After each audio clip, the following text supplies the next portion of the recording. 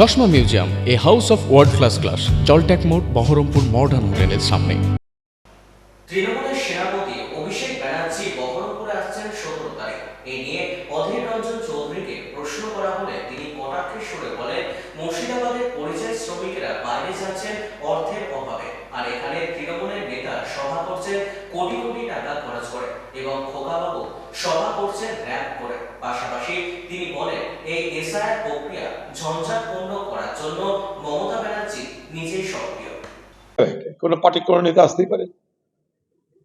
এখন ব্যাপারে যে বাংলার এই মুর্শিদাবাদের লোকরা রুটি রুজি বেকারত্ব জ্বালায় বাইরের রাজ্যে চলে যাচ্ছে, বাইরের দেশে চলে যাচ্ছে, সেখানে তাদের অত্যাচারের শিকার হতে হচ্ছে।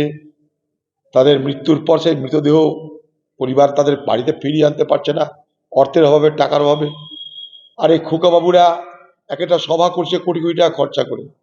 সেখানে বিশ্বে যেমন আমরা দেখতাম সুন্দরীদের একটা প্রতিযোগিতা হতো, যখন একটা র্যাম্প তৈরি হতো, সুন্দরী প্রতিযোগিতার র্যাম্প, এখন খোকাবাবু সেই র্যাম্প তৈরি করে তার বক্তব্য রাখছেন।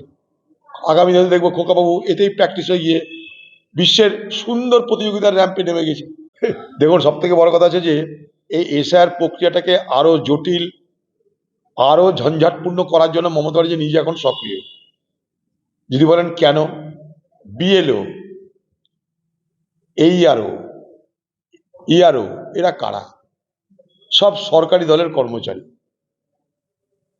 আচ্ছা, বার্থ সার্টিফিকেট দেওয়ার ক্ষমতা কাদের? রাজ্য সরকারের। ডোমিসাইল সার্টিফিকেট দেওয়ার ক্ষমতা কাদের? রাজ্য সরকারের। এই যে ঝঞ্ঝাটগুলো হচ্ছে, রাজ্য যদি নিজে উদ্যোগ নেয়, এই ঝঞ্ঝাট বা এই দুরবস্থা এতদূর মানুষের হওয়া উচিত নয় বলে আমি মনে করি। নির্বাচন কমিশন যা প্রক্রিয়া করেছে, সে প্রক্রিয়া তো শুরু থেকে জটিল করে দিয়েছে। সেটা তো আমরা প্রথম দিন থেকে বলেছি, সময় কম, গাদা গাদা কাগজপত্র, মানুষের দুরবস্থা শেষ থাকবে না। প্রথম দিন থেকে রাহুল গান্ধী, কংগ্রেস এটা বলেছে। কিন্তু পশ্চিমবঙ্গে দেখলাম আমরা একটা জিনিস, যে অন্য রাজ্য থেকে এখানে ভোটার লিস্টের নাম বাদ যাচ্ছে কম, আর ঝঞ্ঝাট হচ্ছে বেশি। এই ঝঞ্ঝাটগুলো তৈরি করার ব্যবস্থা কিন্তু তৃণমূলের পক্ষ থেকে করা হচ্ছে। মানুষের মধ্যে ক্ষোভ তৈরি করো এবং সেই ক্ষোভ নিরসনের জন্য বাংলার মুখ্যমন্ত্রী দিদি তিনি ত্রাণ কর্ত্রী, সেটা প্রমাণ করো। এই খেলাটা আমরা আগামী দিনে আশা করি বুঝতে পারবো।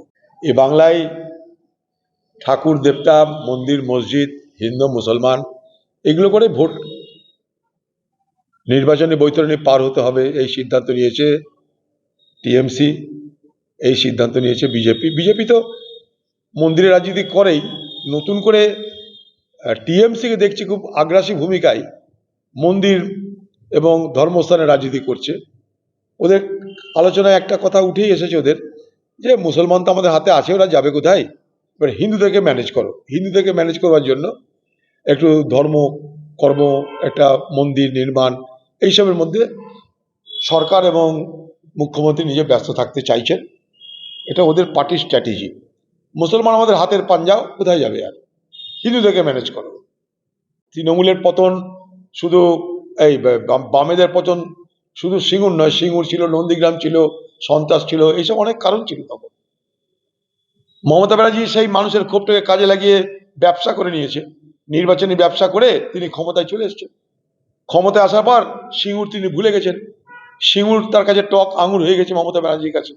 তারপর মমতা ব্যানার্জি কি করলেন, এই সরকারের 1,000 কোটি টাকা খরচা করে সিঙ্গুরের টাটা যে কারখানাটা বানিয়েছিল, সেগুলোকে ডিনামাইট দিয়ে উড়াতে খরচা করলেন আরো 1,000 কোটি টাকা। বুঝুন মজা।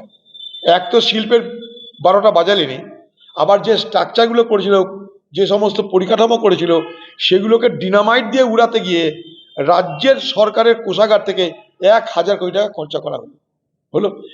সব মিলিয়ে কি হলো, এখন মাটির তলায় কনক্রিট, আর মাটির উপরে দিদির দয়াতে কিছু শাক, লাল শাকও হয়, কিছু আলু, আর সেগুলো ছাগল বকরিদের খাওয়ার ব্যবস্থা হয়। তাই এবার আবার সিঙ্গুরে কি হবে আমরা জানি না।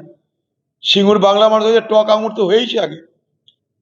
এই সিঙ্গুর নরেন্দ্র মোদী, গুজরাটের মুখ্যমন্ত্রী, তিনি এই সিঙ্গুরকে নিয়ে চলে গেলেন গুজরাটে। সেখানে আজ একটা অটোমোবাইল হাব, অর্থাৎ এই যে গাড়ি, সেই গাড়ির কারখানা একটা বড় কেন্দ্র সেখানটায় তৈরি হয়ে গেল, হাজার হাজার লোকের চাকরি হয়ে গেল। আর আমরা এখানটায় দিদির কথা অনুযায়ী আলুর চপ আর মুড়ি খেতে থাকছি।